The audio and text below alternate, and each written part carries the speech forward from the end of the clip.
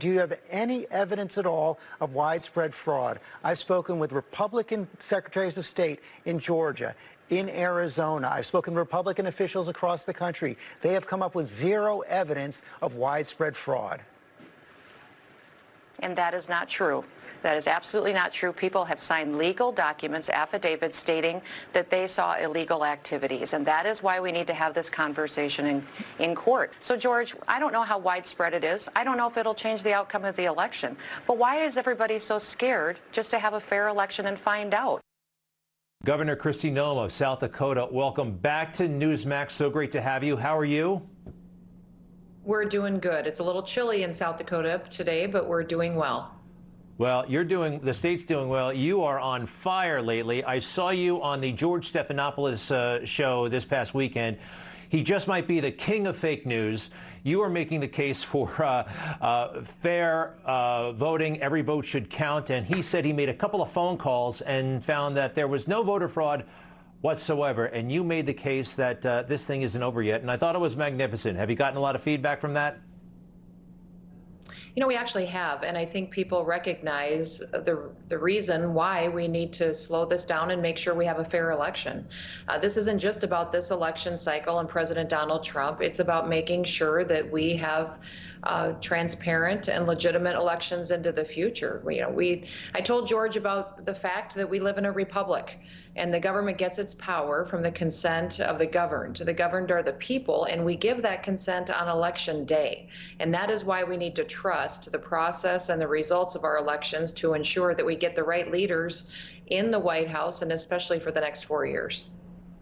Well, it was an amazing moment. You were speaking such truth. Before I knew we were having this conversation, I jumped on Twitter and highlighted that exchange. And it's amazing how the media really think they are the ultimate arbiters of this, when that's not in the Constitution. That doesn't even make sense. But they're pretty consumed with themselves. By the way, big tech has been giving your party in South Dakota a hard time. Can you tell us about that? They have. Actually, yesterday, Twitter blocked the South Dakota Republican Party account, which was pretty shocking for us. And so we drew some attention to it, and they did unblock it, although we're still having difficulties going forward. And this is the kind of censorship that we've seen be pretty widespread the last year or two, and one of the reasons why big tech needs to have more oversight, potentially need to be broken up, and that Congress needs to act to make sure that they aren't manipulating an agenda through what they filter and allow the public to see and what they don't allow the public to see. And that's why we'll draw attention to it. That's why I talk about it, and why I focused on making sure that the South Dakota Republican Party wasn't treated differently than any other political organization that we may have here in the state and across the country.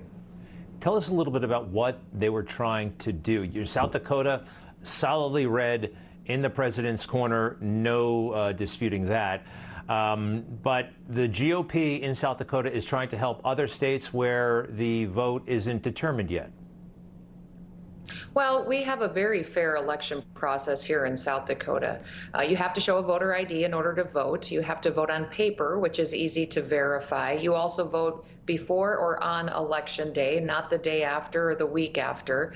And then all of the counting is bipartisan and open to the public. So people can be there and watch the counting, and it's very transparent. So what the South Dakota Republican Party was doing was pointing out how fair and transparent our process is, and encouraging these other states that have had issues to implement those kind of processes as well, that's accountable to the public. You know, we've had dead people voting in Pennsylvania. We've had software glitches in Michigan that changed Republican votes to Democrat votes. Even the New York Times admitted that there were clerical errors in this election cycle. So we don't know how widespread it is. We don't know if it'll change the results of the election, but don't we care about making sure that it's accurate? And that's essentially the kind of mission and statement and message that the Republican Party was talking about.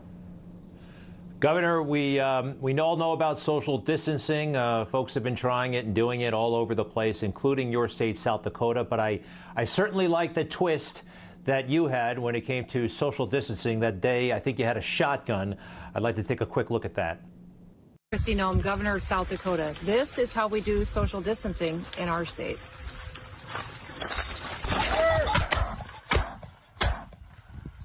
That was great. Less COVID, more hunting. That's the plan for the future. Governor, that was amazing. And how long have you been firing weapons?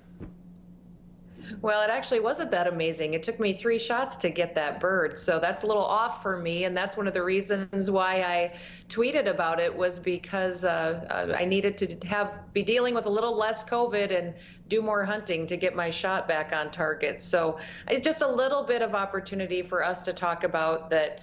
In South Dakota, our people, we relied on personal responsibility. I gave them all the information they needed to protect their public health and their family, and that there's opportunities to get outdoors, enjoy our heritage, our culture, maybe go hunting or for a hike, and do things with their family that can be beneficial throughout this pandemic. And I think people appreciate that about our state, that I trusted my people. We're continuing to deal with positive cases and hospitalizations, but I think every state is. But my folks here are happy, and they appreciate the fact that I haven't overstepped my authorities and taken away some of their freedoms and rights in the process. Well, it took 3 shots. Still amazing in my book. You know, I'm a city slicker here, so I've actually never done anything like that. It was very interesting. By the way, I noticed that, look, South Dakota has had some ups and downs in terms of COVID. On the Stephanopoulos show, they were talking about spikes. But I noticed that when it comes to Republican governors, you're treated in a different way than, say, someone like Governor Cuomo, who has had every problem related to COVID probably exacerbated by government, but somehow he comes out looking like a hero who's actually selling a book about the great job he did. And folks like you, who, in my opinion, and I think it's fairly well established, have handled this in a superior fashion, in a way that's fair to the entire population. You're not getting much credit from the mainstream media. Well, I think that's what people pointed out the most to me from that interview with George, was the fact that Governor Cuomo got a longer period of time to speak without any interruptions from George. And then when I was doing my interview with him directly after that, I was interrupted quite a few times and cut off. So, you know, this is what we're used to, I think, and certainly I'm getting used to, is being treated differently by the media. And what has discouraged me is to see them perpetuate fear in people and drive a negative narrative in order to promote an agenda. And it's definitely against certain individuals, certain governors. And, you know, I certainly don't want to take any advice from Governor Cuomo and how he's operated his state. I think he's failed in dramatic ways. And our people here in South Dakota are taking care of each other. We have one of the lower death rates in the nation per capita. It's about a third of what New York's is. And so I think that we'll manage our way through. We appreciate all the help that President Trump and the administration has given us, but also our folks are keeping food on the table and a roof over their heads here in South Dakota too. Our economy is doing well, and they appreciate the opportunity that I haven't mandated to them to shut down their businesses or dictate their rights and freedoms. Governor Noem of South Dakota, we thank you so much. Continued success, and our best to your constituents. Thank you, Greg. Have a wonderful day. You just watched Newsmax TV, America's fastest growing cable news channel, now in more than 70 million homes. You can get Newsmax TV on your cable system or check your cable guide. And if your system doesn't carry Newsmax, call them, tell them you want Newsmax TV, because we're real news for real people.